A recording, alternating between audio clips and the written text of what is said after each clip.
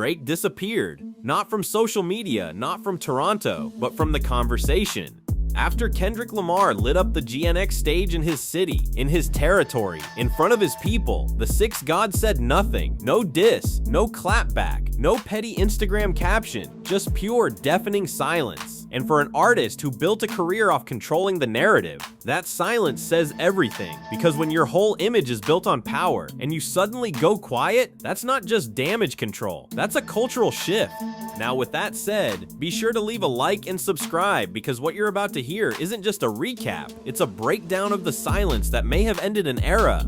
The king showed up and the prince vanished. Kendrick didn't just perform in Toronto, he owned it. 2 nights, a sold-out arena, standing ovations, chants, acapellas, Not Like Us twice. And in the middle of that chaos, as the crowd begged for more, as the diss lyrics echoed across Drake's backyard, the man himself was nowhere. Not backstage, not watching from a box, not in a headline. He was quiet, and that's what made it worse. Because the louder Kendrick got, the more Drake faded. No post, no jab, no cryptic tweet. And this is Drake we're talking about. Mr. Respond in 24 hours. The guy who clowned Meek, mocked Kanye, leaked conversations, now suddenly mute. You could almost hear the silence trending, and it wasn't just a missed opportunity, it was a missed moment. Because Kendrick didn't just pull up in enemy territory, he threw a parade in it. And Drake ghosted the game. Now this is where it gets embarrassing. While Kendrick was blacking out the Rogers Center, Drake was busy teasing a live stream. Yup, not a diss track, not a public appearance, a Twitch-level live stream with Kai Cenat, scheduled for the exact same night Kendrick hit the stage. It was clearly a distraction play. Try to steal the spotlight, shift attention, reclaim narrative. But guess what? It never happened. They delayed it, then canceled it, then claimed they needed more time to review submissions for a fan contest. Nah, that's not strategy, that's a smokescreen.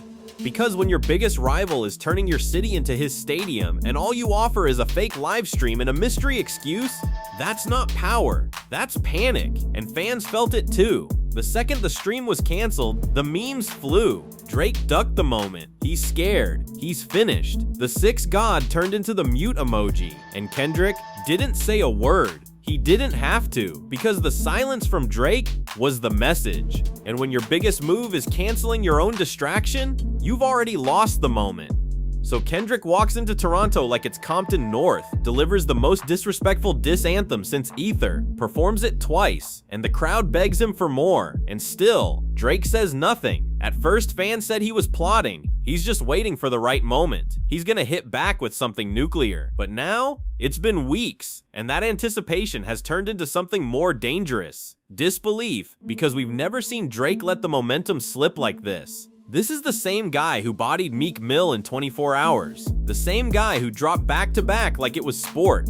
Now, he's posting nothing, performing nowhere, just fading. And while he fades, Kendrick rises. No interviews, no tweets, just sold-out shows, viral crowd clips, and total domination without saying a word. That's not just a win, that's a power shift. And the moment you let your opponent tell your story, you've already lost the pen. Because when the music stops and Drake stays silent, the silence becomes the culture.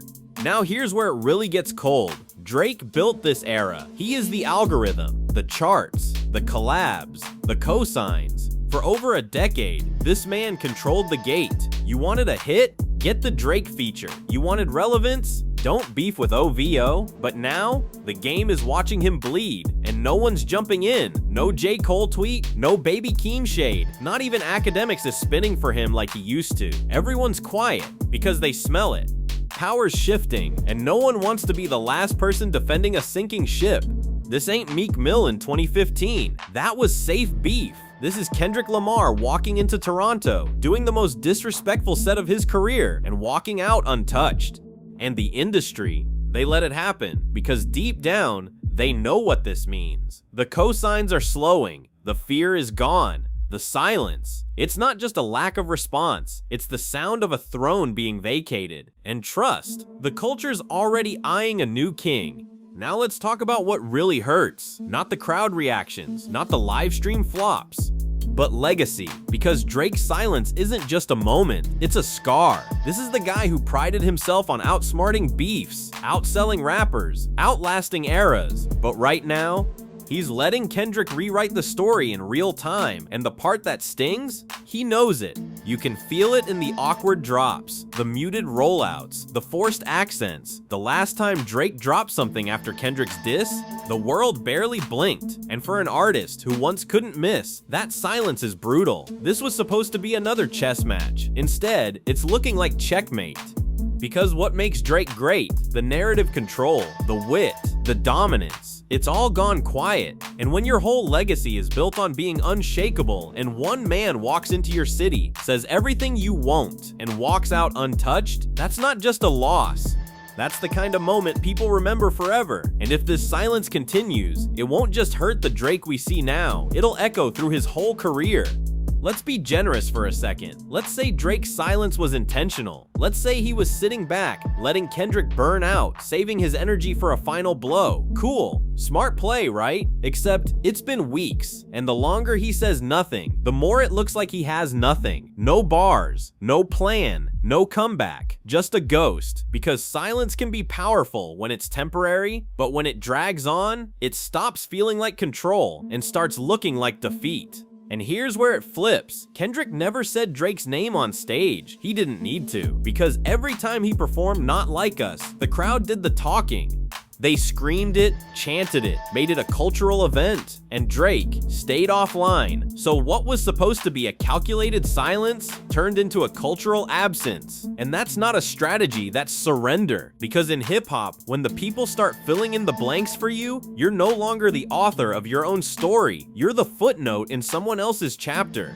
Now here's the part that nobody's talking about. Kendrick didn't just ignore Drake, he weaponized his silence. While Drake stayed frozen in the shadows, Kendrick kept moving. Tour stops, standing ovations, a cappella moments, celebrities in the crowd, and with every city he hit, one thing stayed the same: no response, and Kendrick used that.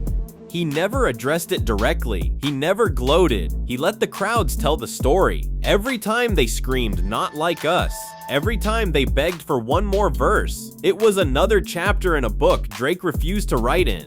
That's psychological warfare, because Kendrick didn't just outperform, he made Drake's silence part of the performance. And that's genius. He turned the absence of a diss into a live, sold-out diss track, crowdsourced, city by city, and every time Drake didn't speak, it got louder. So when we talk about control, understand this. Drake used to run the game by dominating the mic. Kendrick is now running it by dominating the pause. And that's when you know it's over, when the silence is louder than your voice.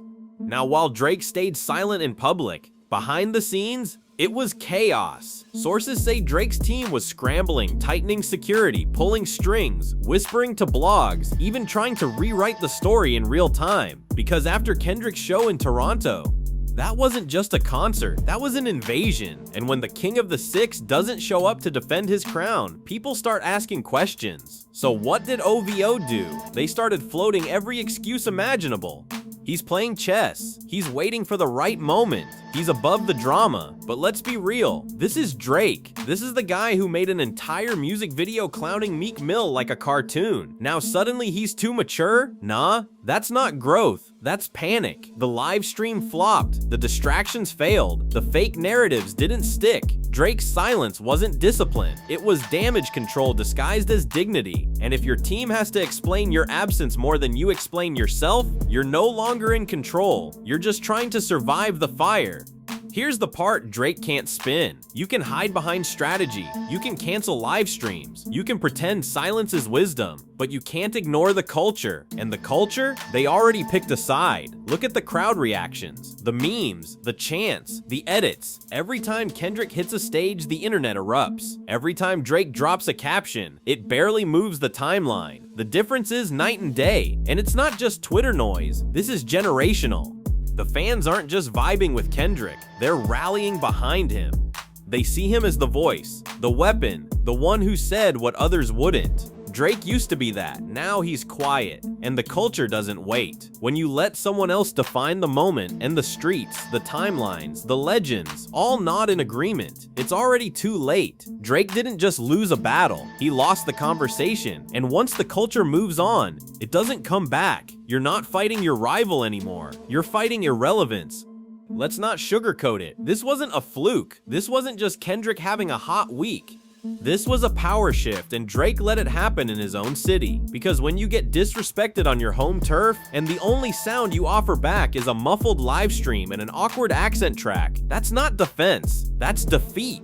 Kendrick walked into Toronto like it was Compton North, turned a diss track into a national anthem, and walked out with the people, the culture, and the momentum. And Drake? He's still quiet, still calculating, or maybe just still shook. This wasn't a battle of bars, it was a battle of presence. And Kendrick showed up, loud, clear, unbothered. Drake didn't. And in hip-hop, when you disappear during your own downfall, you don't get to write your comeback.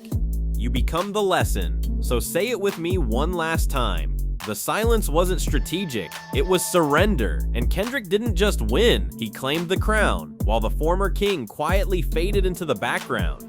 Let me know what you think this means for the future of hip-hop. Be sure to like, comment, and subscribe.